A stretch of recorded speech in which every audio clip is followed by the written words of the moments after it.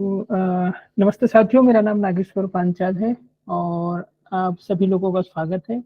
अच्छा होगा अगर आप अपना कैमरा ऑन कर पाए। हाय मनीषा। जो जो हेलो। जो जो जो कैमरा ऑन कर सकते हैं तो काफी अच्छा रहेगा अगर आप कैमरा ऑन कर सकते हैं तो, ताकि हम एक दूसरे को देख पाए। Thank you Vaibhav. Thank you Saryu, thank you Gautam. बाकी लोग भी ऑन कर सकते हैं धीरे धीरे। और hi Datta. Hi Nagesh. Okay okay. तो मैं बस थोड़ा सा टाइम लूंगा और आप सभी लोगों का स्वागत है। आप वक्त निकाल कर यहाँ पर आए और ये अटेंड करने के लिए। और जो ये हम ऑर्गेनाइज कर रहे हैं इसका नाम रीच है, शायद आप में से काफी लोगों ने सुना होगा। तो आप सब लोग कहीं ना कहीं गांव में, शहरों से दूर कहीं दूरस्थ गांव में या किसी ट्राइबल इलाके में अलग अलग जगह काम करते हैं, अलग अलग तरीके से। और उस जगह की आवाज जो है वो बड़े बड़े शहरों तक नहीं पहुंच पाती है कई बार। और हमेशा हमारे लिए होता है कि ना हमारी कहानियां पहुंच पाती है, ना ही जितना हमें रिसोर्सेज चाहिए होता है वो रिसोर्सेज हमें मिल पाता है।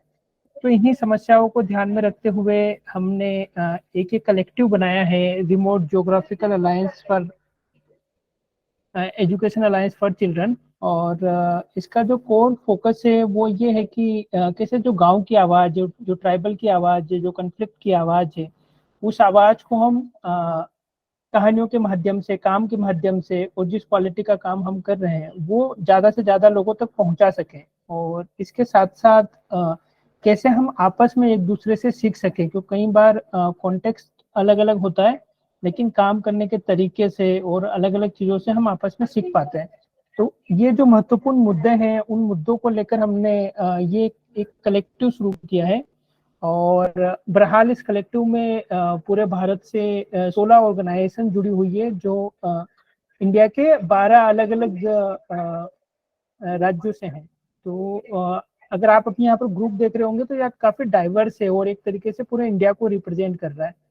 तो उसमें आने के लिए आप सभी लोगों का स्वागत।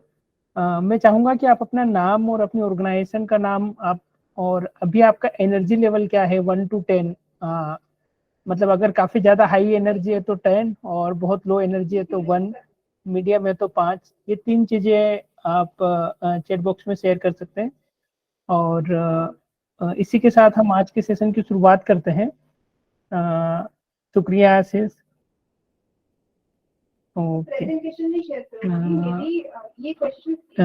राहुल को हम बुलाते हैं और स्वतंत्र तालीम काफी समय से काम कर रही है। और आज हमारे पास मौका है कि उनका जो अनुभव है इतने सालों का और उनके काम करने का जो तरीका है उसको हम किस तरीके से समझ सकें, और वहाँ से सीखकर हम हमारे कॉन्टेक्स्ट में उसको किस तरीके से लागू कर सकें और अलग अलग जगह पर उसको ले पाए। तो उनका जो काम है वो है कि कैसे कॉन्टेक्चुअल सॉल्यूशन हम डिजाइन कर सकें और लोकल कम्युनिटी के साथ मिलकर वो प्रॉब्लम को डिफाइन करे, वो डिजाइन करे और वो फिर आगे लेकर जाए। तो राहुल आपका स्वागत है, और बाकी फिर राहुल हमें आगे ले जाएंगे। अगर किसी के मन में रीच को लेकर कोई सवाल हो या आपके मन में कोई स्पेसिफिक थॉट आ रहा हो तो वो भी आप साथ ही साथ कमेंट बॉक्स में शेयर कर सकते हैं। Thank you Rahul and thank everyone. You Nagesh. या वेलकम। Thank you Saryu. काफी समय से इस पे प्लानिंग चल रही थी कि कैसे एक नॉलेज सेशन को डिजाइन किया जाए, और आज वो शुभ दिन आ गया है जिसका पहला सेशन आज, है ना, आप सभी के माध्यम से हो रहा है। तो मेरा नाम राहुल है, और जैसे कि नागेश ने बताया कि मैं और मेरी वाइफ रिद्धि ने मिलके स्वतंत्र तालीम जो कि शुरू किया लखनऊ और सीतापुर जिले में, जो काम करता है उत्तर प्रदेश के राज्य में।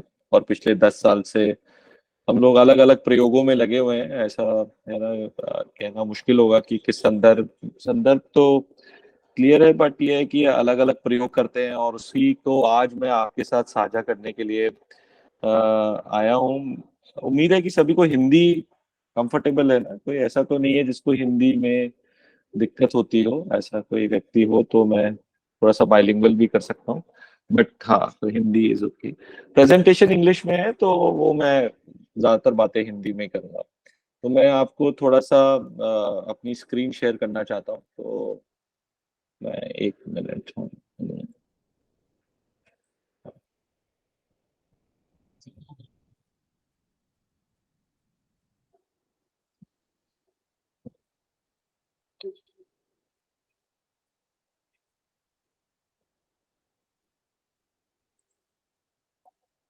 तो क्या आप मेरी स्क्रीन देख पा रहे हैं? मुझे आप लोग नहीं दिख रहे हैं, तो किसी को बोलना पड़ेगा। हाँ हाँ, ठीक दिख रहा है आपका स्क्रीन। ठीक है, ओके। जी तो आज की presentation contextual and cultural maker spaces पे है। कॉन्टेक्चुअल मतलब हमारे आसपास का जो संदर्भ, और कल्चरल मतलब कि हम किस कल्चर, है ना, हमारी क्या संस्कृति है। और मेकर स्पेसेस जो हम खोलेंगे इस पहलू को आगे की स्लाइड्स में, तो थोड़ा सा मैं आपको पहले संदर्भ के बारे में बताना चाहूंगा कि किस कॉन्टेक्स्ट में हम काम कर रहे हैं। तो ये जो चिन्हित किया है मैंने, ये लखनऊ से लगभग 90 किलोमीटर दूर दो गांव हैं, रमद्वारी और मालसराय। ये महमूदाबाद ब्लॉक में आते हैं और सीतापुर जिले में आते हैं। तो बेसिकली मैं और रिधि पहले तो कॉरपोरेट्स में थे, और उसके बाद फिर रिधि पहले नॉन प्रॉफिट सेक्टर में आई, और फिर उसको देखा देखी हम भी जुड़ गए। तो वाकया ये हुआ कि रिधि प्रोग्राम मैनेजर थी किसी एक एनजीओ में, और उसको यहाँ जाना होता था। और जब वो गई तो मुझे भी बहुत अच्छा लगा जाके। मद्वंद था जिंदगी में कि क्या करना है। तो 2012 में अपनी कॉर्पोरेट लाइफ छोड़ के मैंने और रिधि ने फिर फुल टाइम इन गांव में काम करना शुरू किया। मालसराय तो अभी शुरू किया है 2000 आई थिंक 22 में, बट रमद्वारी हमने 2013 से काम करना शुरू किया। और जब समुदाय का अध्ययन किया कि किस तरीके के लोग रहते हैं, तो देखा कि वहाँ पे सबसे अच्छा हमें दिखा कि कला पे बहुत रुचि है। मतलब आर्टिसंस बहुत हैं, है ना, चिकन कारीगरी या जरदोसी वर्क के लोग बहुत हैं। और फार्मिंग तो ऑब्वियसली, क्योंकि गांव है, गांव परिवेश है, मगर बहुत सारे ऐसे भी लोग हैं जिनके पास लैंड नहीं है ना, तो डेली वेज वर्कर्स भी हैं। और एक चीज जो हमने देखी कि इस गांव में, जो रमद्वारी गांव है, इसमें माइग्रेशन बहुत आई है। मतलब कि हमने देखा कि लगभग पुरुष और बच्चे, खासकर लड़के, पश्चिम में, मतलब कि वेस्ट में, जैसे कि मुंबई चले जाते हैं, सूरत जाते हैं, है ना, इस जगहों पे जाके काम करते हैं। काफी बच्चे मिडिल ईस्ट भी जाते हैं, है ना, दुबई और ओमान। और यहाँ पे अभी भी 2013 से लेके अब 2023 आ गया कि लड़कियों की शादियां अभी भी जल्दी कर दी जाती हैं। ये बहुत ही चिंताजनक बात है कि क्यों ऐसा होता है, किसके बारे में भी बात कर सकते हैं। और ये दोनों गांव में, रमद्वारी एक मुस्लिम डोमिनेटेड विलेज है, तो अपने आप में एक चैलेंजिंग एनवायरनमेंट है, जहाँ पे 95% मुस्लिम पॉपुलेशन है, और लगभग गांव की पॉपुलेशन लगभग 2500 के करीब है। और मालसराय एक दलित डोमिनेटेड विलेज है, जिसमें अराउंड 70% दलित कम्युनिटी रहती है। और हम लोगों ने जो कार्य कर रहे हैं वो लगभग 6 से 16 वर्ष के बच्चों के साथ कर रहे हैं, अलग अलग तरीकों से, और अलग, जो कि हम आगे देखेंगे। और तो पहले मैं थोड़ा सा कि हम लोगों ने पहले एक लर्निंग सेंटर से शुरू किया, और ये बच्चे सब एलिमेंट्री स्कूल स्टूडेंट्स थे, मतलब 6 से 14 साल के बच्चे थे। यहाँ पहले एक ऑर्गेनाइजेशन काम करती थी, मगर उन्होंने बोला कि हम तो 5 साल ही काम करेंगे। और फिर हमें लगा कि शिक्षा में 5 साल तो बहुत ही कम है, तो फिर हमने ये लर्निंग सेंटर को टेकअप किया 2013 में, जिसमें 40 बच्चे थे और सिर्फ लड़कियां थी शुरुआती दौर में। और फिर ये एक चैलेंज था कि कैसे उसको कोएड किया जाए, लड़के और लड़कियां साथ में बैठे। तो गांव से बहुत सारा बातचीत होती थी, है ना, और हर एक व्यक्ति से, है ना, पुरुष महिला, और सभी के मन में एक एप्रीहेंशन था। और धीरे धीरे 2014-15 में एक कोएड सेंटर के रूप में तब्दील हो गया, जिसमें अब करीबन 100 बच्चे के करीब आते हैं। हमने शुरू से कुछ बेसिक प्रिंसिपल्स रखे कि मतलब कि बच्चा थोड़ा सा विचार विमर्श करे, बातचीत करे, इंक्वायरी करे, सवाल पूछे, है ना। ये हमारे कुछ बेसिक प्रिंसिपल्स थे, या कुछ हाथ से करके सीखे, ना कि सिर्फ किताब पढ़ के करे, है ना। अभी भी किताबें नहीं है केंद्र पर, तो किस तरीके से माहौल करके और उस पर फिर समझ बनाने वाला है। और आसपास की सामग्री हमारे को कैसे एक रिसोर्स भी है, और एक अध्ययन का क्षेत्र भी है ना, कि कैसे हम उस पर रिसर्च भी कर सकते हैं, और कहीं ना कहीं हमें वो मटेरियल्स भी देता है। हम लोग काफी हद तक एक प्रोजेक्ट्स, एक करिकुलम को तोड़ते हैं कुछ प्रोजेक्ट्स में, और उन प्रोजेक्ट्स को सोचते हैं कि उससे क्या क्या है ना लर्निंग्स निकल सकती हैं। तो इस तरीके का कुछ एक अप्रोच रहता है जो कि हम अपने करिकुलम में रखते हैं, और हमारे सभी काम में कम्युनिटी टीचर्स ही रहते हैं। तो मतलब ऐसा नहीं है कि लखनऊ से कोई टीचर्स जाके पढ़ा रहे हैं वहाँ पे गाँव में, उनको कहीं ना कहीं कैपेसिटी बिल्डिंग का काम करते रहते हैं निरंतर। बट जो स्थानीय जो लोग हैं वही उनको ही कैपेसिटी बिल्ड करी जाती है। और जो पेडागोजी है, जो करने कराने का तरीका है, वो ज्यादातर play based stories, toys, puzzles और मेकिंग, और उसको हम आगे देखेंगे। जो अलग अलग कार्यक्रम है, आज हम लोग सब मेकर स्पेस की बात कर रहे हैं, तो मेकर स्पेस के पहलुओं में मैं ज्यादा आज बात करूंगा। तो एक जो टर्निंग पॉइंट आया वो ये आया कि गांव में जो हम लोग खेल कूद के माध्यम से कर रहे थे, तो एक बाबा आए, उन्होंने बोला कि क्या होगा, बच्चे क्या कर लेंगे, है ना, 12वीं का बच्चा क्या कर लेगा, नौकरी तो मिलती नहीं है ना, और ये का खा का। तो हमारा शुरू से था कि लिटरेसी पे काम नहीं करना है, कि मतलब लिटरेसी तो सरकार के भी एजेंडा में है ना, कैंपेन्स भी हैं, स्कूल एनरोलमेंट भी है, मगर कुछ ऐसे मुद्दों पे काम करना है जहाँ पे एजुकेशन हो, है ना, और वो कहीं ना कहीं जमीनी तौर पे लिंक भी हो। मगर समझ नहीं आ रहा था, तो एक लड़की आई सोबी, उसने बोला कि मेरे को फोन करने में अपने अब्बू को बहुत दिक्कत होती है, क्योंकि फोन चार्ज ही नहीं कर पाती, बिजली चली जाती है, ये नहीं है वो नहीं है। तो उसने बोला आप ये ऑल्टरनेटिव सोर्सेज ऑफ एनर्जी के बारे में बता रहे हैं, तो क्या ये मेरे फोन को चार्ज कर सकती है? अब ये जो एक सवाल था, इसका उत्तर मेरे पास उस वक्त तो नहीं था, मगर हमने सोचा कि क्यों ना इस बच्चे को कुछ वीडियोस दिखाए जाएं, कुछ बुक्स बताई जाएं। और जब उसने पढ़ा और उसने जब कुछ मटेरियल्स मंगवाए लखनऊ से, तो उन बच्चों ने, ये 7 लड़कियां जो इस फोटोग्राफ में दिख रही हैं रिद्धि के साथ, उन्होंने एक सोलर मोबाइल चार्जर बना दिया, और सोलर मोबाइल चार्जर बना के सही में वो फोन वहीं पे बैठे बैठे चार्ज होने लगा। ये देखकर गांव वालों का एकदम से दिमाग बिल्कुल फ्लिप हो गया कि वो लड़की, जो हम समझते थे कि उसे कुछ नहीं आता है, लड़कियों को कुछ नहीं आता है, वो लड़कियों ने हमारी एक सबसे महत्वपूर्ण जो प्रॉब्लम थी फोन चार्जिंग की, वो सॉल्व कर दी। तो वहां से फिर एक ऐसा माहौल आया जिसपे समुदाय को भी लगा कि पढ़ना चाहिए, पढ़ाना चाहिए, भेजना चाहिए, कुछ नया करना चाहिए। और हमें भी एक मॉडल, एक फ्रेमवर्क का एहसास हुआ, और वहीं से हमारा शायद एवोल्यूशन हुआ एक मेकर स्पेस का। तो हमने फिर धीरे धीरे जितना रिसर्च किया, जितना उसको फैलाया, हमने देखा कि मेकर स्पेस में हमने 3 स्टेजेस में मेकर स्पेसेस को बांटा। पहला स्टेज है जिसमें एक जो व्यक्ति होता है, जो बच्चा होता है, स्टूडेंट होता है, लर्नर होता है, वो सिर्फ सामग्री को तब्दील कर रहा होता है। मतलब कि मैंने इसको कुछ सामग्री दी और उसने कुछ जोड़ा तोड़ा और फिर कुछ तब्दील किया, तो ये पहला स्टेज है। दूसरा स्टेज ये है कि जिसमें हम जो मेकिंग करते हैं वो ट्रांसफॉर्म करता है मेकर को, तो वो उसके हम कुछ एग्जांपल्स देखेंगे कि मेकिंग ट्रांसफॉर्म्स द मेकर। और तीसरा स्टेज है जिसमें हमने देखा कि एक्टिव एंगेजमेंट होता है बियॉन्ड मेकिंग, मतलब कि मेकिंग के ऊपर निकल जाता है, और वो समुदाय और कम्युनिटीज कैसे इन्वॉल्व हो जाती है पूरे प्रोसेस में। तो मैं इसके कुछ उदाहरण और उनसे क्या सीखा, ये आपके बीच में रखना चाहता हूँ। तो ये पहला उदाहरण है जिसमें और क्या गलतियां भी करी, है ना, ये भी मैं आपके साथ शेयर करना। तो इसमें मेकर ट्रांसफॉर्म्स द मटेरियल, इसमें एक बच्ची आपको दिख रही है, रेखा नाम की, जो बाएं तरफ है। रेखा ने एक एलईडी जलाया है पेंसिल और बैटरी से। अब ऑब्वियसली आप सभी जानते हैं कि पेंसिल के अंदर ग्रेफाइट होता है, और ग्रेफाइट एक गुड कंडक्टर ऑफ इलेक्ट्रिसिटी है। तो बहुत आसान प्रयोग है, और उसने पीछे से कनेक्ट करके वायर्स, और कहीं ना कहीं हम जो रटवाते हैं कि graphite is a good conductor of electricity, वो सुचालक है, वो कहीं ना कहीं वो प्रूव कर दिया। और दूसरी तरफ हम देख रहे हैं कि एक इनोवेशन मेला, मतलब कि बच्चों ने कतरन से कुछ फूल बनाए हैं और उन्होंने उसको वहां पे लगाया है। तो ऐसे ही हम लोगों ने एक बारी, हम लोग गांव में बहुत सारा मटेरियल ले गए, ऐसा है ना, 2013 के अंत में, और लखनऊ से बहुत सारा हमने बिखेर दिया उस सामान को, और फिर हमने बोला जो तुम्हें उठाना है उठाओ और कुछ भी बनाओ। हमने देखा कि बच्चा कोई आगे ही ना है, कोई सामान उठाए ही ना।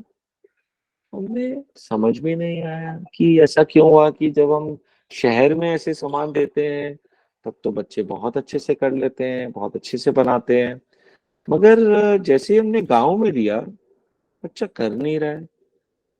2-4 दिन बाद हमने बच्चों से बात करी, समझा, खुद भी रिफ्लेक्ट किया, तो कुछ लर्निंग्स निकल के आई। वो लर्निंग्स ये थी कि हमने देखा कि स्टेज 1 पे बच्चा ऑब्जर्व तो कर रहा है ना, ऑब्जर्वेशन शुरू हो गई है, बच्चे की टीम वर्क और कोलैबोरेशन तो शुरू हो गया है। और हमने जो देखा अपने अंदर कि आ, हम एक बच्चे के अंदर ये देखने लगे थे कि ये बच्चा कर सकता है, और हम सब बच्चों के अंदर ये देखने लगे थे जिसमें कोई जजमेंट्स नहीं है या ओपन एंडेड एक है ना एनवायरनमेंट है। मगर हमने जो सबसे बड़ी एक गलती करी उसमें हमने कॉन्टेक्स्ट को बिल्कुल नजरअंदाज कर दिया। मतलब कि जो कॉन्टेक्स्ट का रिसोर्सेज थे, जो आसपास की सामग्री थी, हम एक लखनऊ से उठा के सामग्री को ले गए और हमने वो बिखेर दी। तो वहां पे हमारी एक बिगेस्ट लर्निंग हुई कि भाई ये ऐसे इनोवेशन मेला या ऐसे है ना ओपन एंडेड मेला जिसमें मटेरियल के बारे में बच्चों को कोई समझ ही नहीं है, ये शायद गांव के परिवेश में ना चल पाए। तो फिर हमने स्टेज 2 पे आए और कुछ सालों में हमने देखा कि बच्चे अब बनाने तो लगे हैं है ना, मगर क्या कुछ सामाजिक मुद्दों से भी बच्चे इसको जोड़ रहे हैं कि नहीं जोड़ रहे हैं। और ऐसा ही एक प्रॉब्लम हमने जब बच्चों के साथ बातचीत करते थे तो ये आ रहा था कि अ, बच्चे जब बारिश होती है तो स्कूल नहीं जाते, अक्सर लड़कियां। अच्छा, अब ये तो समस्या हर जगह ही है कि बच्चे स्कूल नहीं जाते हैं, क्यों नहीं जाते हैं, ये सभी को पता है, भीग जाएंगे क्या होगा। मगर हमने देखा कि साइकिल एक ऐसी चीज है जो गांव में बहुत अच्छे से उपलब्ध है ना। तो हमने सोचा कि क्यों ना बच्चों के साथ एक कहानी पढ़ी जाए। इसका नाम था साइकिल पर सवार महिलाएं। और ये तमिलनाडु की एक कहानी है जिसमें एक बहुत ही डायनेमिक एक डीएम है जिसने साइकिल्स दी लड़कियों को, और बहुत मैसिव इसको अप्रिशिएट किया गया कि बच्चों कैसे स्कूल से जुड़े। अब यही चीज लड़कों को भी अब अंदर चुभने लगी कि अगर मेरी बहन ना जाए स्कूल तो बड़ी दिक्कत हो रही थी उसको। तो फिर इस तरीके से लड़कों और लड़कियों ने मिलके साइकिल को खोला, उसके पुर्जों का अध्ययन किया है ना, और अलग अलग तरीकों से उसको स्टडी किया। और फिर कुछ लड़कों ने मिलकर एक साइकिल पर एक छाते को इंस्टॉल किया जिसमें पीछे उन्होंने एक त्रिपाल टाइप का भी लगा दिया जिससे बैग भी ना दिखे। तो मैं चाहता हूँ कि मैं आपको एक YouTube लिंक, पता नहीं साउंड का मुझे लगता है कुछ इश्यू हो सकता है, मैं एक YouTube लिंक दिखाना चाहता हूँ। राहुल आप है ना इसमें भी भेज दीजिए, क्या बोलते हैं। अच्छा, लिंक ही भेज दूं मैं आपको। हाँ मतलब उसमें भी चलने दीजिए, लिंक भी भेज दीजिए ताकि जो नहीं सुन पा रहे हैं उधर देख सकते मैं आपको भेज भी रहा हूँ, तो आप लोग जरा इसको देखिए कि कैसे बच्चों ने ये काम किया। मैं आपको एक मिनट के लिंक भी इस पे डाल रहा हूँ चैट में। तो मैंने ये लिंक भी चैट में डाल दिया है, आप अपने कंप्यूटर पे भी इसको चला सकते हैं, मैं इधर भी चला देता हूँ ना।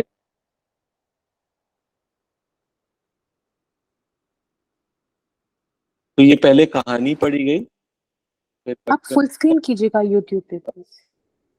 ने reflect किया, और बच्चों ने इसको नाटक के द्वारा भी तो ये बच्चे यहाँ पे नाटक कर रहे हैं।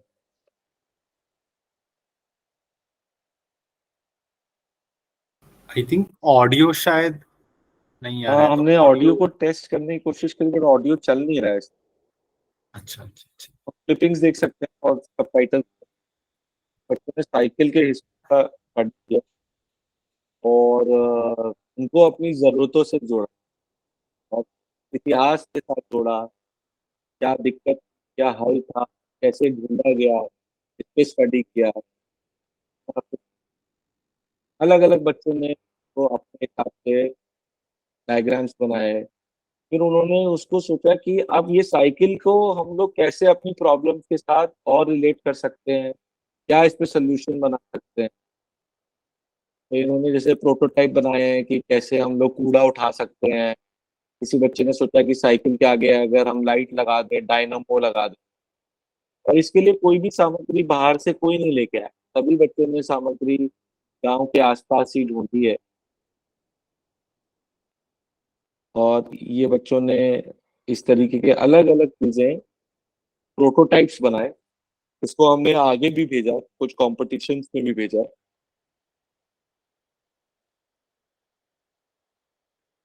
ये जैसे ये बच्चे लगा रहे हैं कूड़ा कैसे उठाएंगे, अगर नाली में और ये चारा काटने वाली मशीन को साइकिल से जोड़ दें, जिससे कि हम जल्दी चारा काट और ज़्यादा दिक्कत ना हो, मेहनत ना लगा, साइकिल के ऊपर छाता लगा,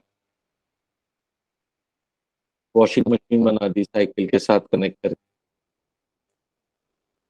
तो इस तरीके की चीजें बच्चे करने लगे जब तो इसमें क्या हुआ कि इस स्टेज पे जब बच्चे आए तो हमने देखा कि जो मेकिंग करने लगे बच्चे, उससे उनके दिमाग, उनका सोच, उनके आचरण में एक परिवर्तन आने लगा। अब वो सामाजिक मुद्दे, है ना, और कहीं ना कहीं उनके आसपास के जो जेंडर रिलेटेड या फिर जो इनइक्वालिटीज थी, उस पे भी सवाल उठाने लगे थे और अपनी मेकिंग के द्वारा वो उसमें बदलाव लेके आना चाहते थे कि अगर मेरी बहन को वो नहीं मिलता है तो मैं कैसे वो कैसे कर पाऊँ, साथ में मिलके कर पाऊँ।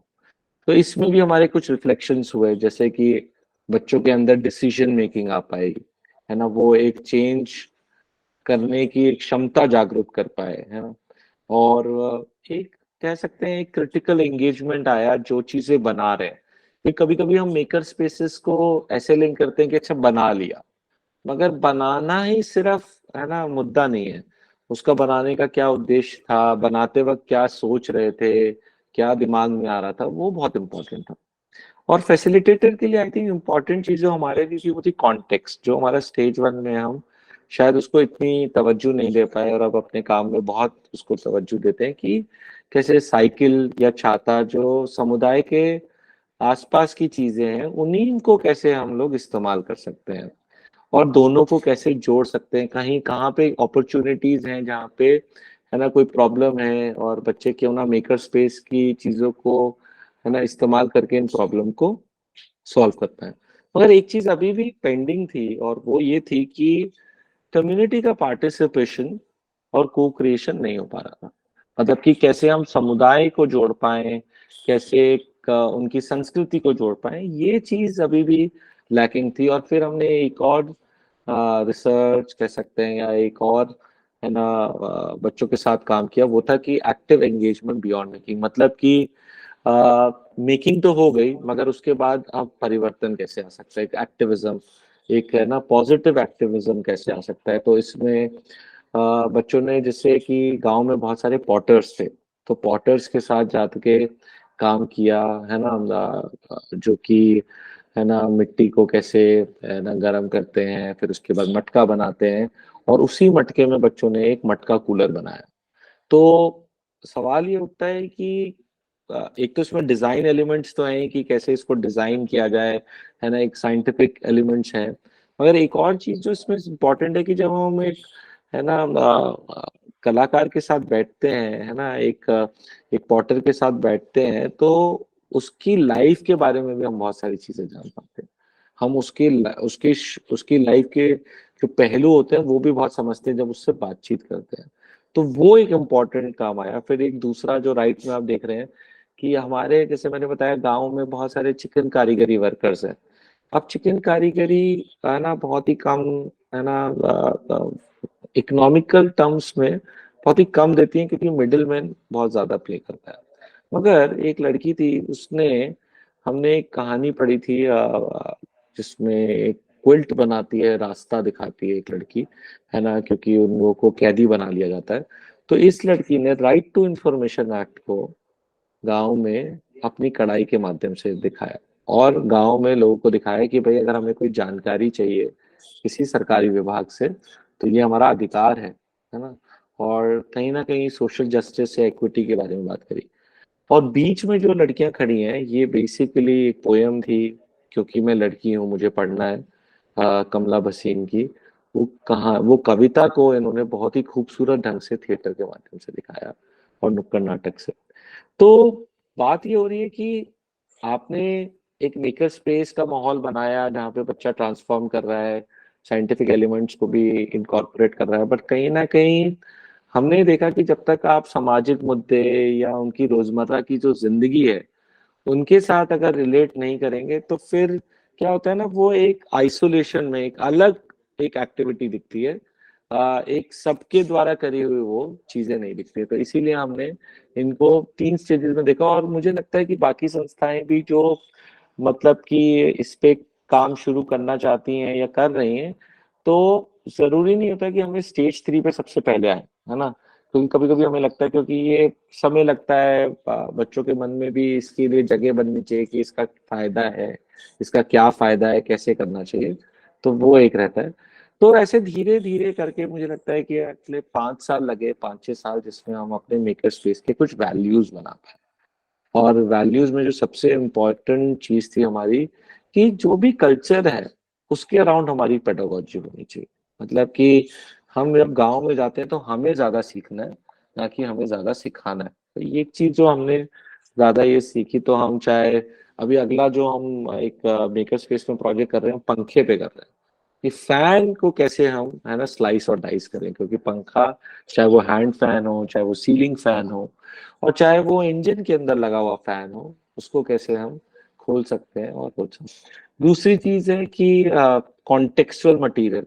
दूसरी चीज जो हमने सबसे इम्पोर्टेंट देखी, कि कभी कभी हम बोलते हैं रिसोर्सेज नहीं है गांव में, कैसे काम करें। बट हमारे जो रिसर्च के द्वारा निकल के आया कि गांव में ज्यादा रिसोर्सेज हैं। बस इम्पोर्टेंट बात यह है कि हम उन रिसोर्सेज को पहचान पाए और कर पाए।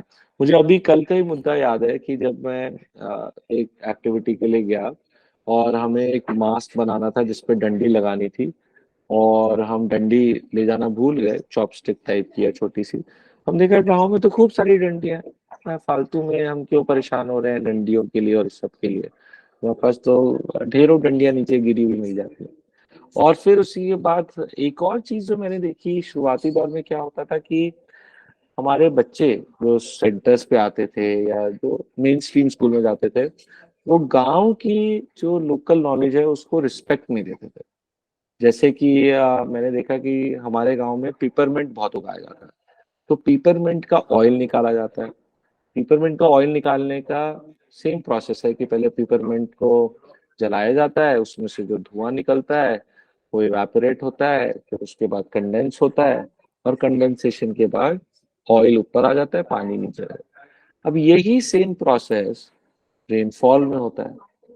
जो बच्चे के माता पिता इतनी पीढ़ियों से ये काम करते आ रहे हैं, वो बच्चे क्या कहते हैं,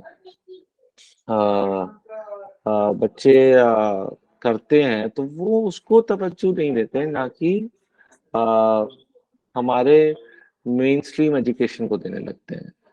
तो मुझे ऐसा लगा कि जब बच्चे करते हैं, अपने आसपास के समुदाय की नॉलेज को यूज करके कुछ चीजें बनाते हैं, तो उनको भी अपनी नॉलेज पे बहुत ज्यादा एक बिलीफ आता है कि हाँ ये नॉलेज अच्छी है ये। तो इस तरीके की चीजें हमने अपने मेकर स्पेसेस में इंटीग्रेट करी। और एक और चीज जो मुझे मेकर स्पेसेस में कहना है कि मेकर स्पेसेस भी 3 तरीके के होते हैं, कि मतलब कि जैसे कि जीरो टेक, मतलब कि जिसमें टेक्नोलॉजी का बहुत कम यूज होता है।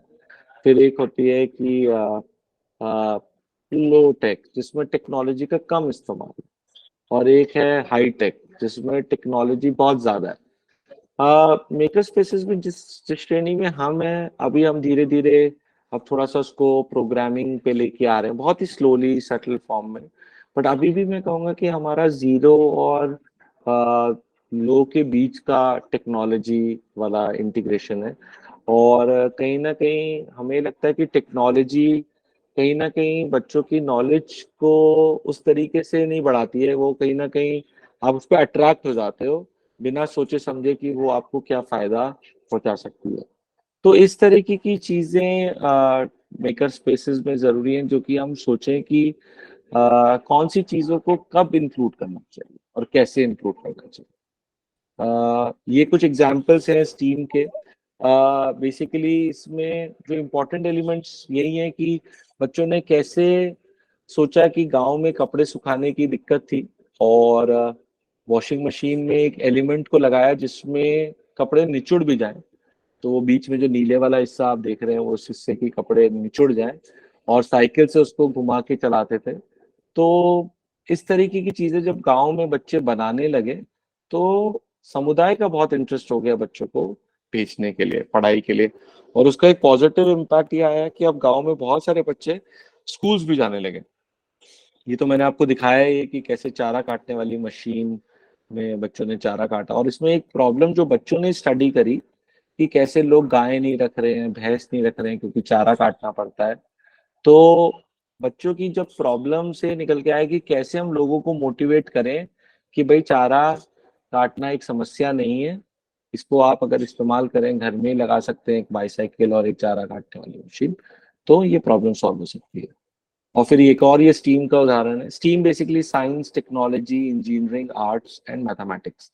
तो इन सारे प्रोजेक्ट्स में हमने इन पांचों चीजों को इंटीग्रेट करने की कोशिश करी है कि यहाँ पे साइंटिफिक प्रिंसिपल भी लगे, मैथमेटिक्स के रेशो प्रोपोर्शन के कॉन्सेप्ट भी लगे, बच्चों को आर्टिस्टिक खुला भी सोचना है, इंजीनियरिंग को जोड़ना है, तोड़ना है, और टेक्नोलॉजी भी, जिसमें हम टेक्नोलॉजी को भी धीरे धीरे इंटीग्रेट कर रहे हैं।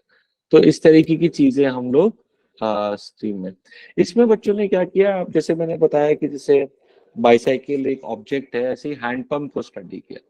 और हैंडपंप को स्टडी करने के बाद बच्चों ने, बेसिक ऑब्जेक्टिव ये था कि कैसे हम हैंडपंप के जो अंदर के मैकेनिज्म है उसको समझें, और उन मैकेनिज्म को समझ के एक स्टोरी टेलिंग सेशन करें बच्चों के लिए। तो बच्चों ने हैंडपंप को ऑब्जर्व किया, उसको डिटेल आउट किया, और फिर एक मैप भी बनाया जिसमें बच्चों ने जहां जहां हैंडपंप था वो लगाया। और फिर बच्चों ने कुछ वीडियोस देखे, समझा कैसे हैंडपंप का पानी नीचे से ऊपर आता है, और फिर उस पे जो भी क्रैंक है या जो उसके मैकेनिज्म्स हैं उसका छोटा छोटा उसको स्लाइस एंड डाइस करके बनाया।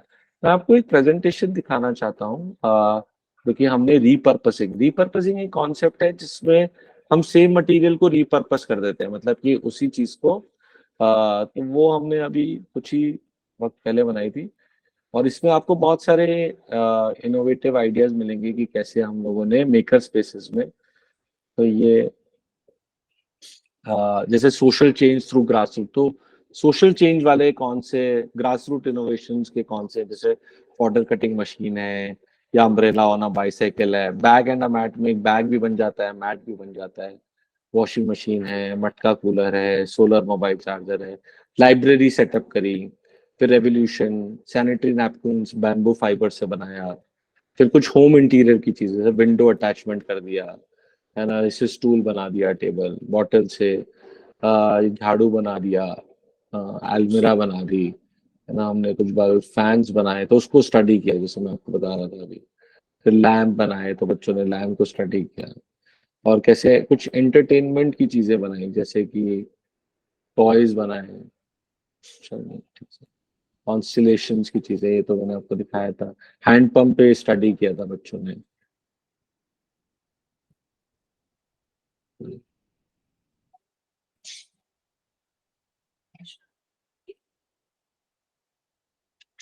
शायद हो रहा है, एक मिनट, आपको ऐसे ही दिखा देता हूँ। राहुल, फिर चैट में कुछ क्वेश्चंस भी आ रहे हैं।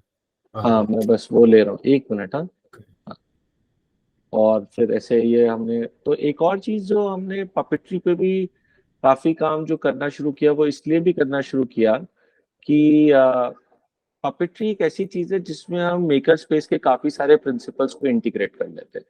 मतलब कि हम कुछ भी चीज सोचते हैं, फिर उसको बनाते हैं, ट्राई आउट करते हैं, और फिर उसको स्टोरी टेलिंग के माध्यम से करते हैं।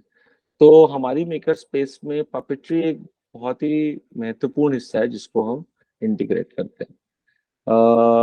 म्यूजिकल इंस्ट्रूमेंट्स बनाए, है ना, कार्ड्स बनाई। ठीक है, तो मैं अभी एक स्क्रीन अपनी स्टॉप करता हूँ शेयरिंग।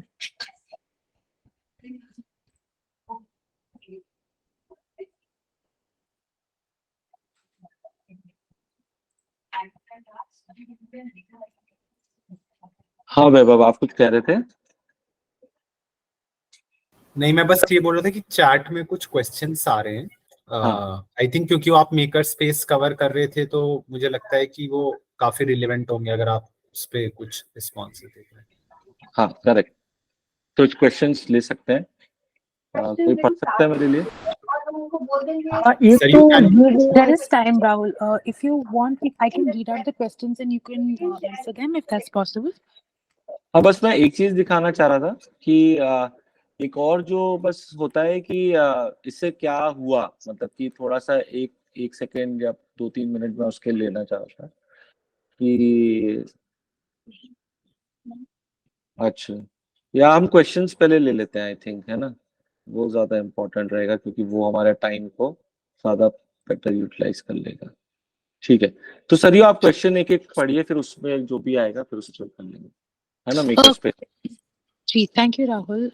क्या आप बिगिन कर सकते हो with how would you define a maker space and globally क्या होता है in terms of practices that are happening around the world? तो मेकर स्पेस का थोड़ा सा कॉन्टेक्स्ट अंडरस्टैंडिंग अगर आप थोड़ा डिटेल में बता सकते हो।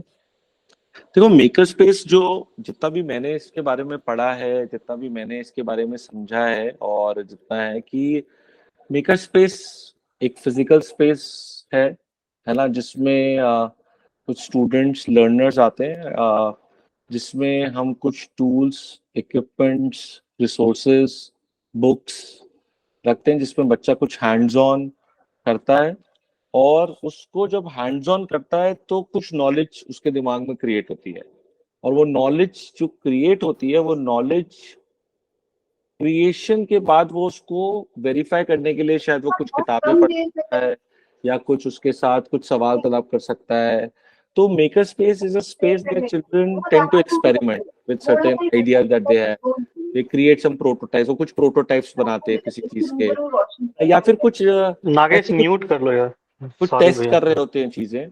और ग्लोबली अगर हम देखें तो मेकर स्पेसेस बहुत तरीके के हैं, जैसे रोबोटिक्स वाली एक स्पेस भी मेकर स्पेस है, आर्टिफिशियल इंटेलिजेंस वाली स्पेस भी मेकर स्पेस है, स्टेम लैब भी एक मेकर स्पेस है, जहाँ पे बच्चे, है ना, फिजिक्स के कॉन्सेप्ट लगा रहे हैं, मैथ्स के कॉन्सेप्ट लगा रहे हैं, है ना। जो हमारी तरीके की मेकर स्पेस है वो भी एक मेकर स्पेस है।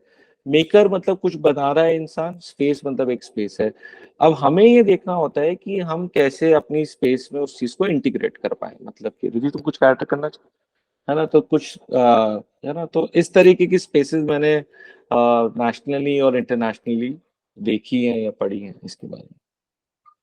ठीक है, क्या आप थोड़ा सा बता सकते हो on how do you get children to enroll in maker spaces? This is a question by Sushmita. हाँ, लोग हैं?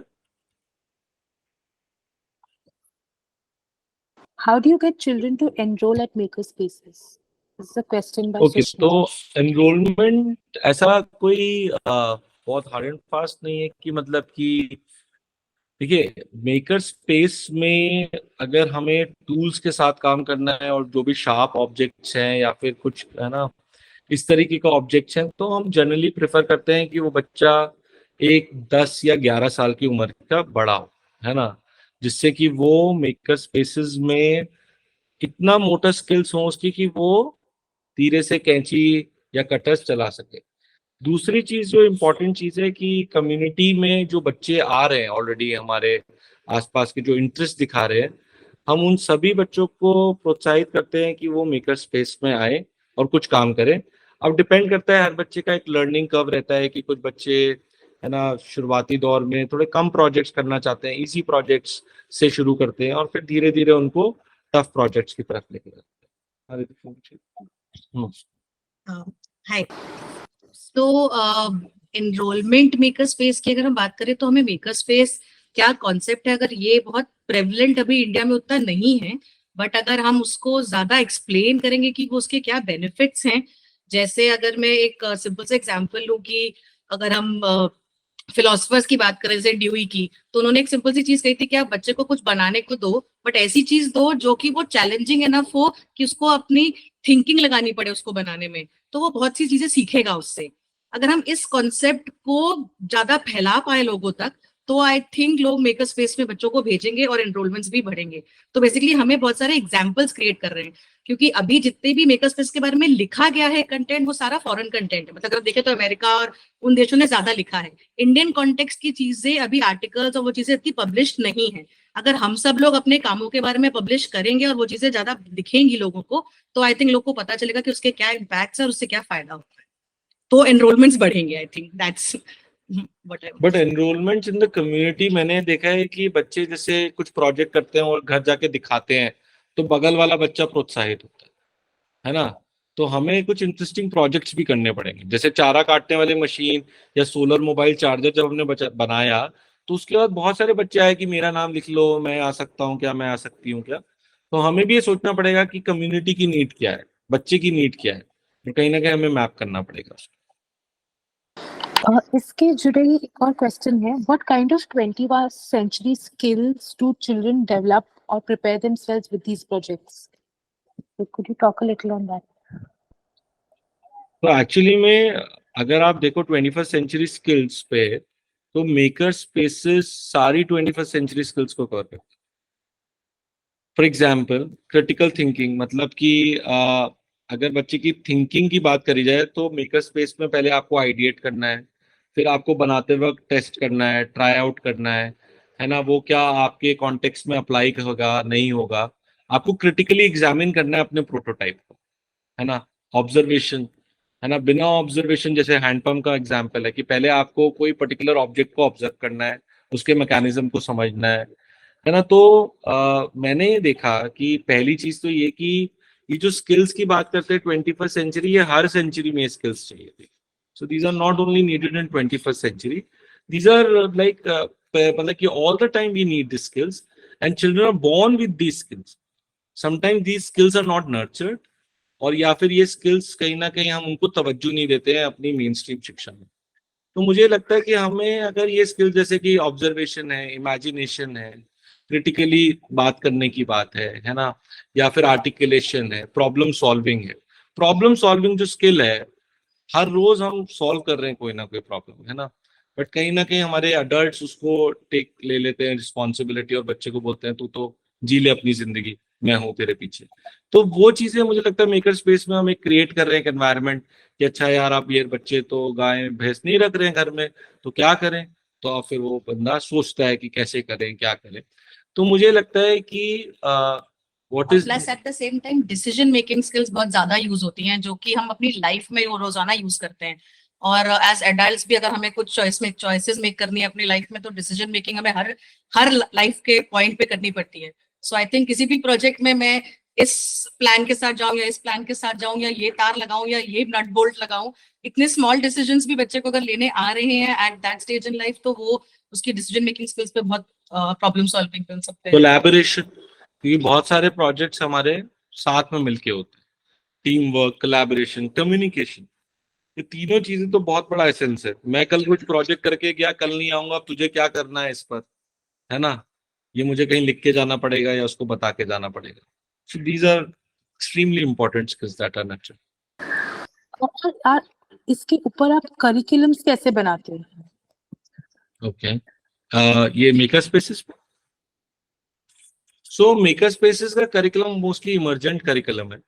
इमर्जेंट करिकुलम, जैसे मैंने एक उदाहरण भी लिया कि अभी हम लोग ऑब्जेक्ट बेस्ड मेकर स्पेसेस करते हैं। ऑब्जेक्ट बेस्ड मेकर स्पेसेस से मेरा मतलब है कि हम एक समुदाय का एक ऑब्जेक्ट लेते हैं और उसके अराउंड माइंड मैपिंग करते हैं कि कौन से कॉन्सेप्ट, कौन सी चीजें लिंक्ड होती हैं।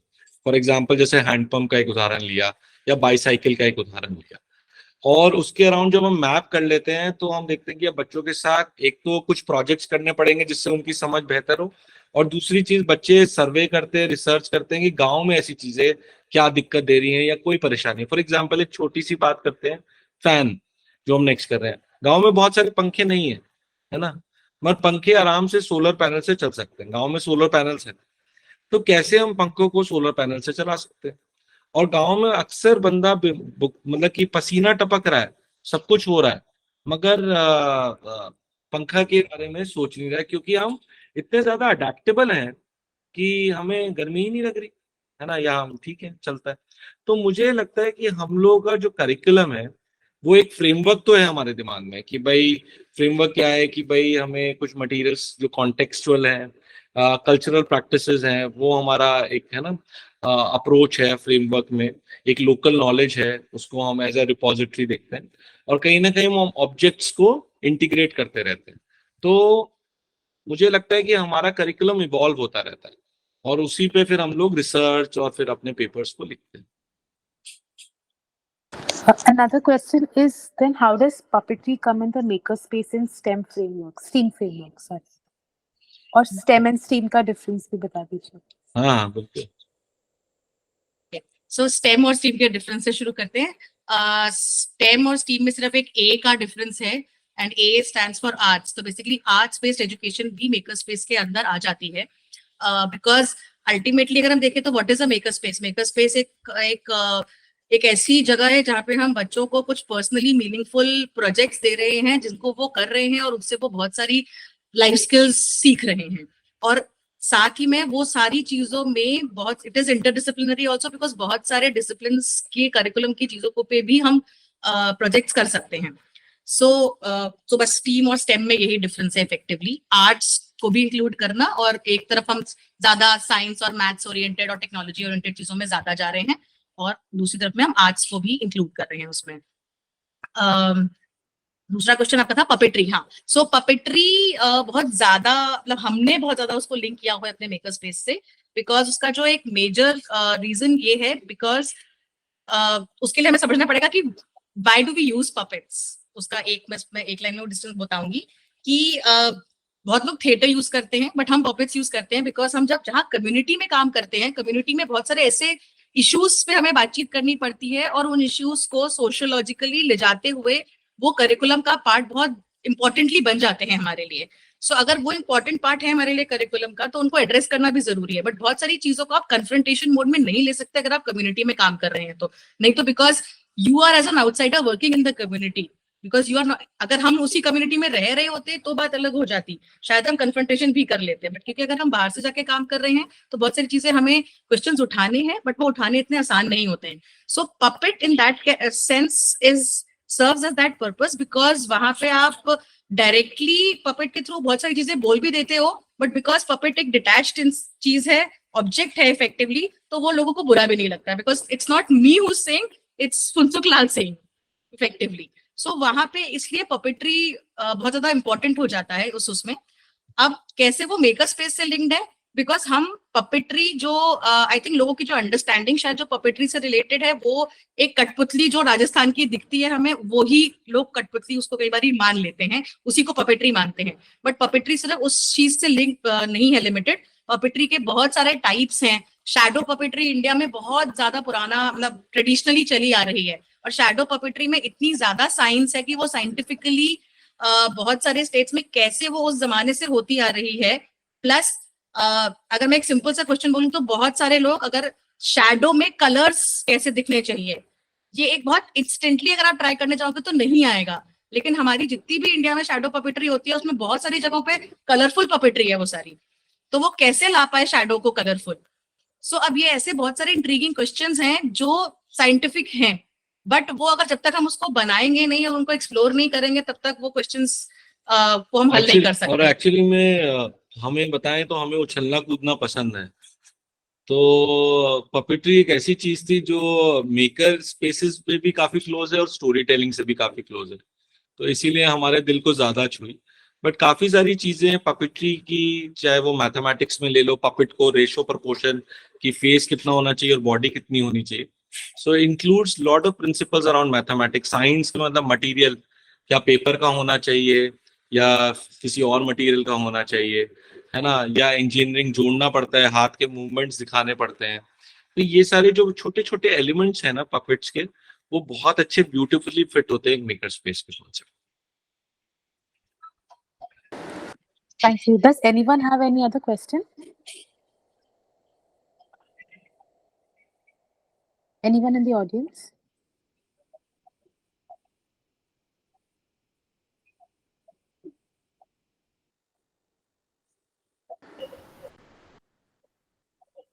जी आशीष भैया. तो मतलब और ऐसी कौन सी ऑर्गेनाइजेशंस हैं जो मेकर स्पेस में या स्टेम में इस कॉन्सेप्ट पे काम कर रही हैं? पहला एक क्वेश्चन ये था, और दूसरा, अगर किसी को career as a opportunity build up करना है तो किस टाइप की प्रिपरेशन खुद के लिए करनी चाहिए? कोई कोर्सेस हैं क्या? बिकॉज आई नो आप लोग एक डिजाइन का कोर्स कर रहे हो, तो क्या ऐसे कुछ कोर्सेस हैं जहाँ पे कोई जा सकता है, या अपस्किल करना है तो क्या किया जा सकता है?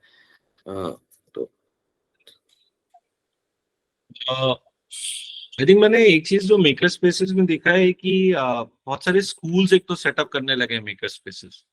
तो जैसे कि फॉर एग्जांपल जिस स्कूल में मैं पढ़ाता था कृष्णमूर्ति फाउंडेशन में, उसमें अब मेकर स्पेस है।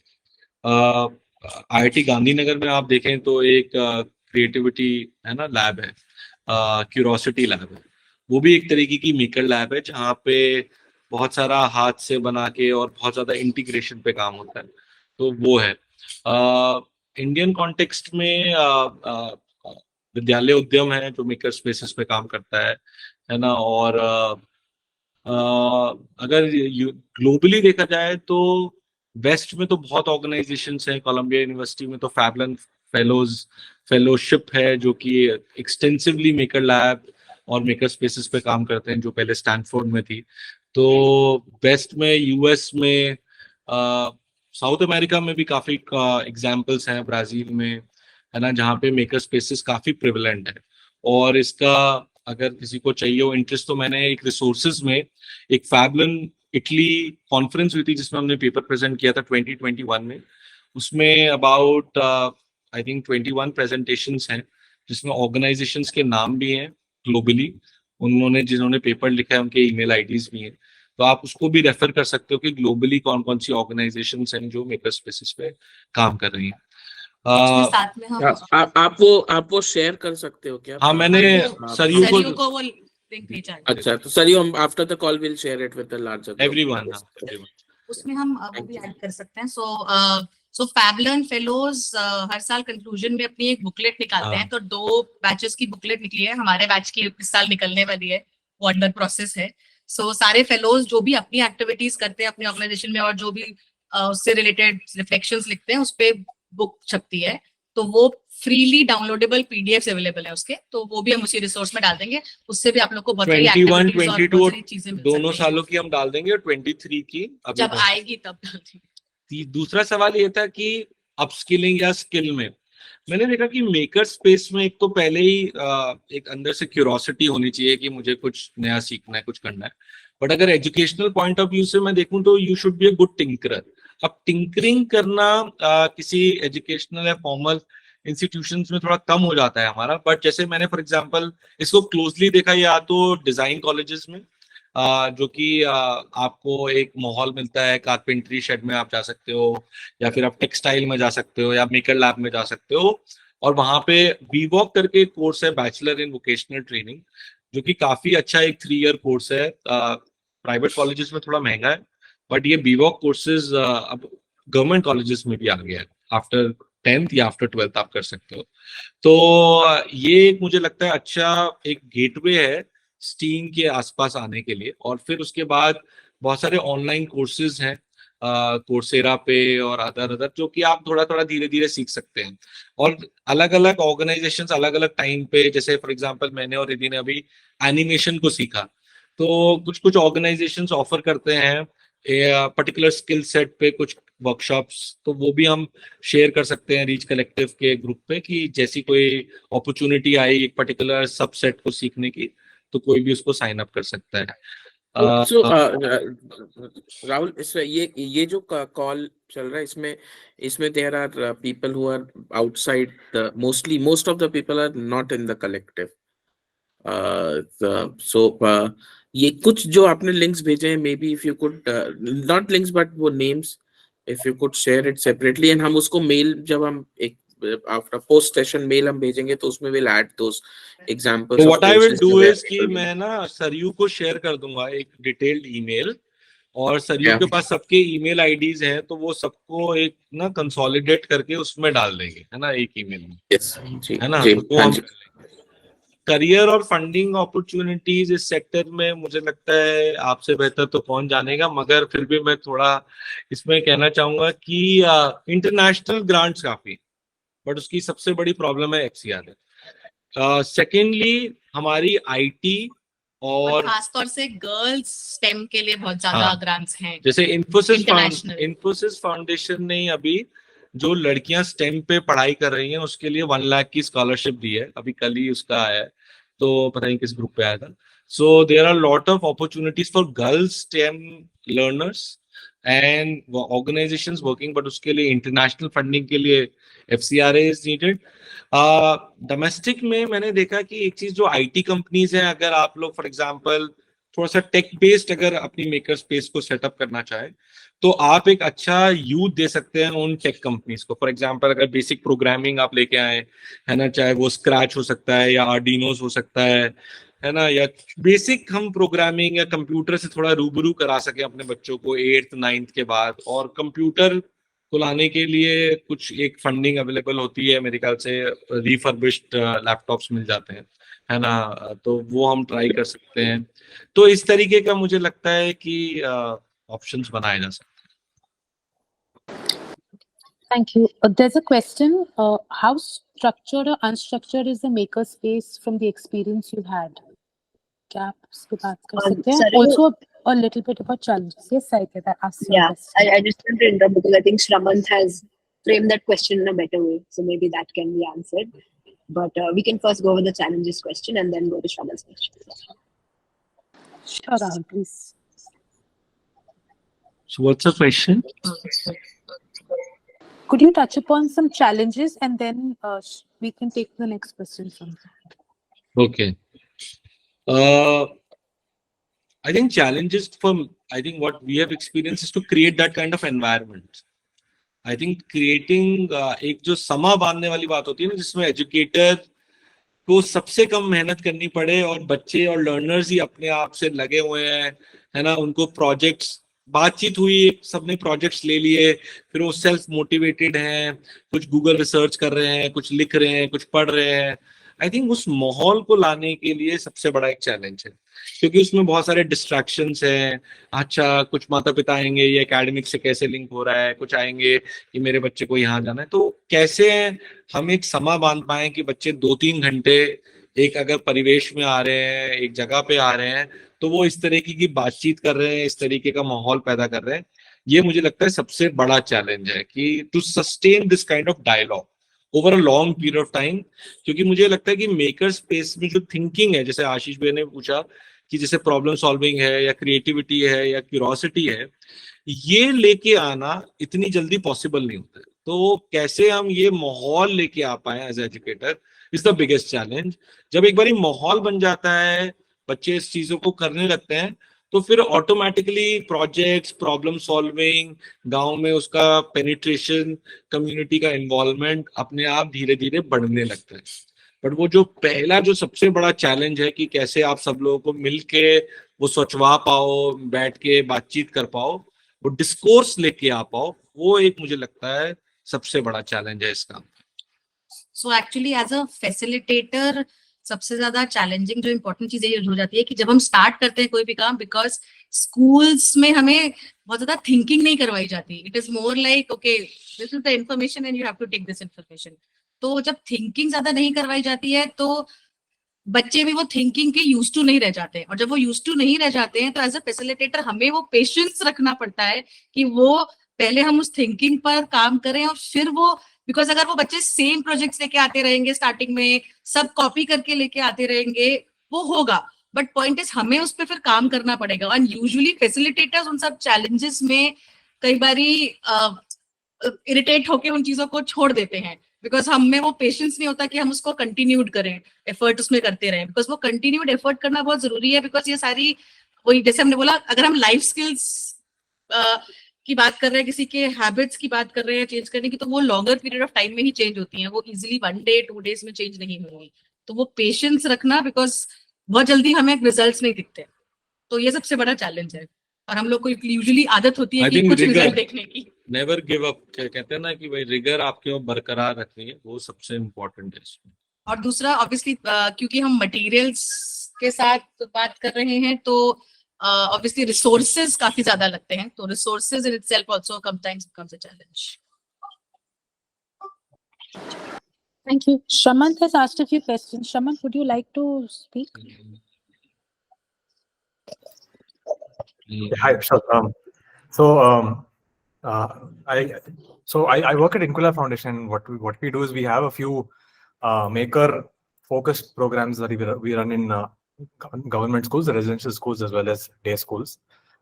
ये समझना था कि what we have seen is जब स्केल करना पड़ेगा, थोड़ा स्टैंडर्डाइज करना है या टेम्परेटाइज करना था प्रोग्राम को, So when I saw what you all were doing, ये जानना था कि आपकी लर्निंग एक्सपीरियंस कितना फैसिलिटेटर पर डिपेंड होता है.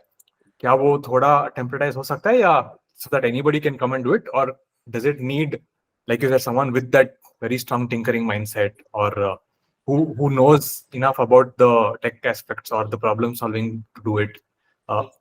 वो ऐसा ट्रेड ऑफ था कि नहीं, वो पहला क्वेश्चन था. सो आई थिंक एक जो बात बहुत ऐसे जो क्या मैं कहूँगी, it's like most important factor is एक एटीट्यूड ऑफ टिंकरिंग होना जरूरी है.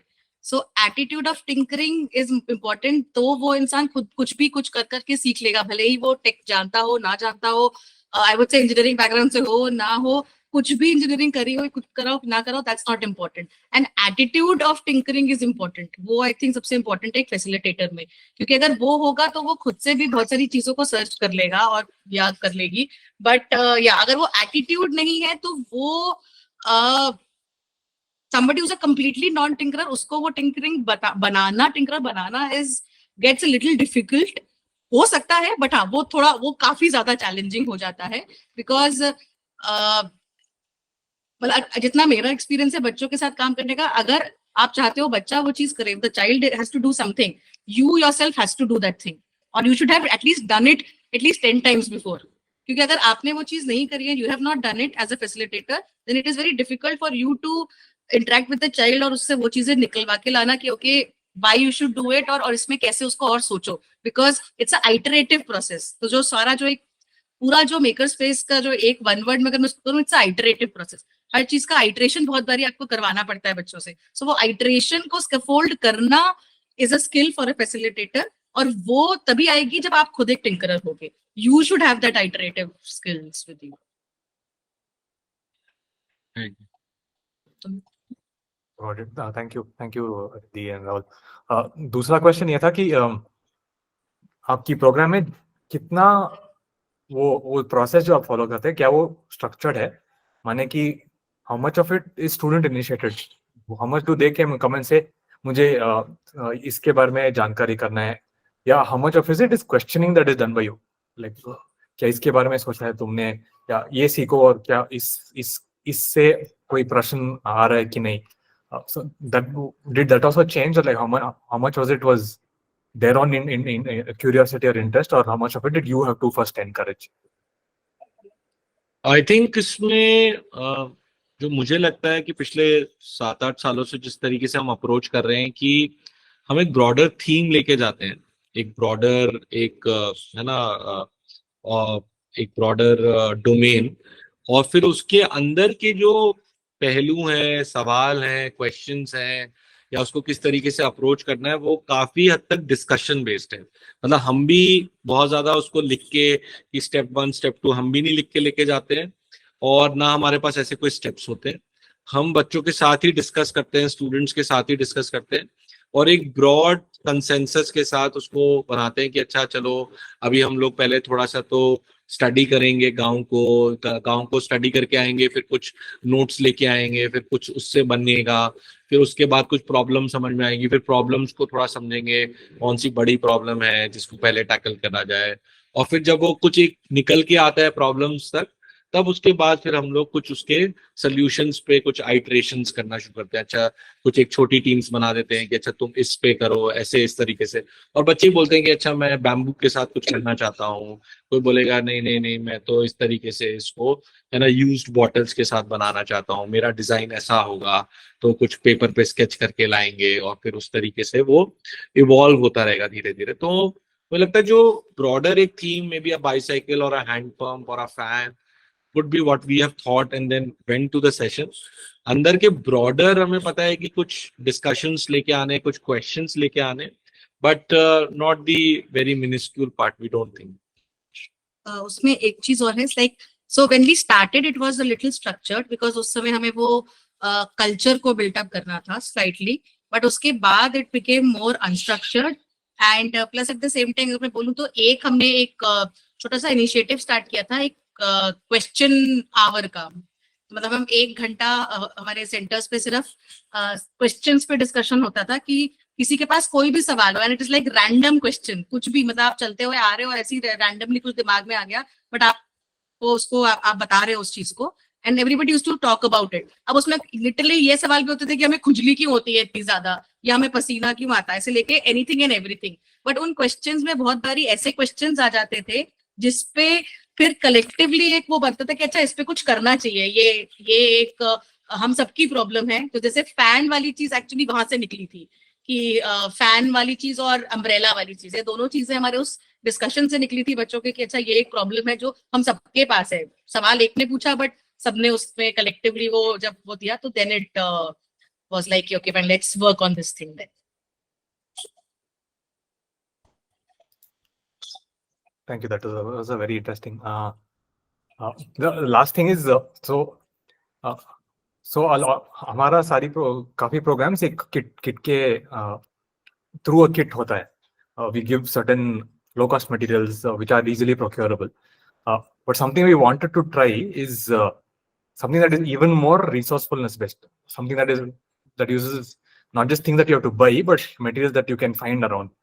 लाइक फॉर एग्जांपल आसाम में माजुली में देखे थे कि बच्चे बहुत बैम्बू से बहुत कुछ बनाते, सिर्फ स्ट्रक्चर के लिए नहीं लेकिन जुड़वाने के लिए भी बैम्बू यूज करते हैं, सरफेस के लिए एक बहुत सारी they use it for many different purposes. तो आपकी कोई एक्सपेरिमेंट्स ऐसे गए हैं, like have you done any activities और certain things around how can you do many things with just fewer locally available resources? Yes, we have, like what we have been doing is lot of the local materials only. Like अगर हम देखें तो गांव में जैसे bamboo बहुत easily available है, would easily available है ना, और मजबूती में देखा जाए रस्सी है ना, ये जो जूट की रस्सी है ये बहुत ज्यादा इम्पोर्टेंट है. तो ये सारी जो चीजें जैसे हस्क है ना, सेठा स्टिक्स जो हम बोलते हैं, शुगर केन का बाय प्रोडक्ट, इन सब में बहुत ज्यादा प्रिवलेंट है. तो हम लोग कोशिश करते हैं कि जो भी हम स्ट्रक्चर्स बना रहे हैं या जो भी हम प्रोटोटाइप्स बना रहे हैं, वो लोकल जो मटेरियल्स हैं वो लोकल मटेरियल्स को यूज करके हम बनाएं, स्ट्रक्चर्स को या प्रोटोटाइप्स को, है ना. और फिर धीरे धीरे अगर हमें उसको मैकेनाइज करना है तो हम मोटर्स को, अब कुछ मटेरियल्स हमें प्रोक्योर करने भी पड़ते हैं, जैसे वायर्स हमें प्रोक्योर करनी पड़ती है अगर हमें कुछ है ना मोटर चलानी है, या बैटरीज हमें थोड़ी प्रोक्योर करनी पड़ती है ना. बट हम कोशिश ये करते हैं कि 75 to 80% मटेरियल हमारा locally easily in bulk available हो, जिसको हम किसी के खेत में जाके ले सकते हो या खलियान में रखा हो, है ना. इस तरीके से हम लोग पेपर मैशे हम बहुत यूज करते हैं. तो यूज पेपर है सेंटर्स पे इधर उधर पड़ा है, तो उसको गला के हम कैसे और है ना शेप्स बना सकते हैं, स्ट्रक्चर्स बना सकते हैं. हमारा जो पूरा जो कॉन्सेप्ट ऑफ ऑब्जेक्ट्स के अराउंड जो हम खेलते हैं, जैसे साइकिल हो गया, हैंड पंप हो गया, अम्ब्रेला हो गया, सो एक्चुअली वो जो ऑब्जेक्ट के अराउंड जो पूरा मेकर स्पेस का जो कॉन्सेप्ट हम जिसमें बहुत सारी चीजें करते हैं, वो इसी को थॉट प्रोसेस से आया था कि जो ऑब्जेक्ट्स हमारे कॉन्टेक्स्ट में अवेलेबल हैं, और क्योंकि वो ऑब्जेक्ट्स अवेलेबल हैं तो उनके पार्ट्स ऑटोमेटिकली अवेलेबल हैं, क्योंकि अगर कोई चीज खराब हुई, एक साइकिल खराब हुई, तो उसके पार्ट्स ऑटोमेटिकली हमारे पास अवेलेबल हैं. सो कैसे उन पार्ट्स को यूज करके वो कुछ और बना सकते हो. सो इसीलिए बहुत सारे हमारे जो प्रोजेक्ट्स है वो उन चीजों से ही निकल कर आते हैं जो objects in the context available हैं, अपार्ट फ्रॉम एग्रीकल्चर और वो चीजें जो अवेलेबल हैं ही.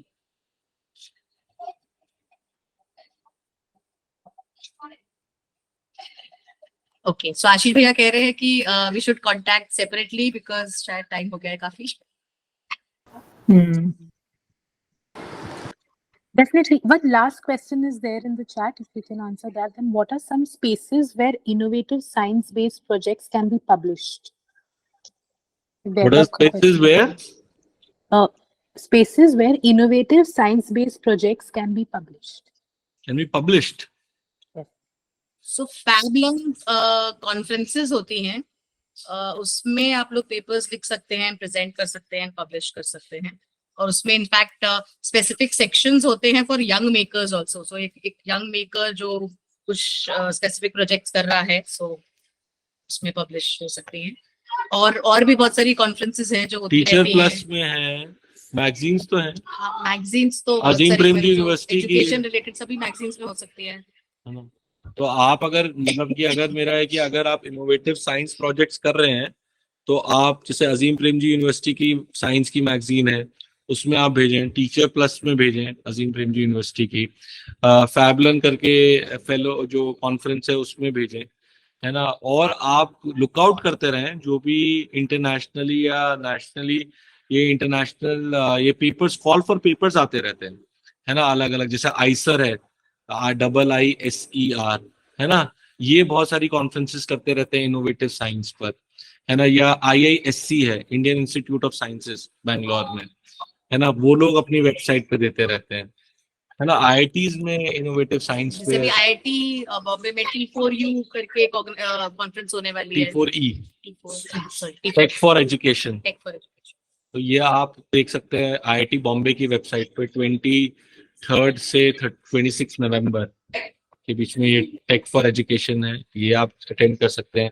इसमें आप वर्कशॉप ले सकते हैं, इसमें आप पेपर लिख के भेज सकते हैं as educators. Okay, thank you so much. And I Thank have you. shared the resources link of Swatantra Talim, whatever Rahul has presented today, and a few other resources he's sharing, and also feedback forms. So please take the time out to fill it. Thank you everyone for joining this event today. Sir, you just send me all these in-call messages, है ना, download and send it across to me. Definitely. And also, you can send my and Ridhi's email ID to everyone if they want to write to Sure. me, connect to us. We'll be happy to share our insights. जो भी हमारे पास ज्ञान छोटा मोटा हल्का फुल्का जो भी है हम देना चाहेंगे, है ना, और आपके साथ जुड़ना चाहेंगे। Thank you so much. It's been a Thank pleasure. you so much, everyone. If anyone likes to say anything, please do. Or until next time. Okay. Bye bye. Okay. Thank you so much. Thank you. Have a good Thank evening. you. Bye bye. Thank you Rahul. Thank you. नमस्ते रिद्धि दीदी, thank you Rahul भैया, Bye. काफी मजा आया। हमें तो बहुत मजा आया। Thank you. आप ये PPT भी भेज सकते हैं क्या अगर पॉसिबल हो तो? ये लिंक में है और मेरे ख्याल से सर अलग से अभी समरी एक मेल हाँ, हमने भेजेगी, उसमें सारी रिसोर्सेज में चीजें आ डाल दी वो जाएंगी। PPT भी, और हम एक ईमेल भी भेज देंगे जिसमें ये वेबसाइट जो बातें हुई, पेपर, बुक्स, है ना, ये भी डाल देंगे, है ना। बढ़िया बढ़िया। क्या हुआ कि ये दीदी के आने के बाद ही आपका चेहरा दिखने लगा, पहले कहाँ थे? क्या कह रहे हैं आप? ऐसा पहले दिख रहे लाइट थे, गई हुई थी हमारे यहाँ पे। अंधेरे में थे बिल्कुल। जिंदगी में भी ऐसे ही हुआ ना, वो तो तुम्हें आगे पता चलेगा बेटा। चलो ओके। श्रद्धा saying, श्रद्धा साहित्य तारीफ। Thank you for making the time. Thank you so much, Sahitya and Shraddha. Really loving what you guys are doing. हाँ, there are a lot of challenges, है ना, without, है ना, और पैसों से बड़े challenges हैं। पैसा तो एक challenge है ही अपने आप में, और उससे बड़े challenges हैं वो माहौल बनाने में। ठीक है जी, मिलते हैं फिर जल्दी, अगला नॉलेज सेशन में मिलते हैं। ओके।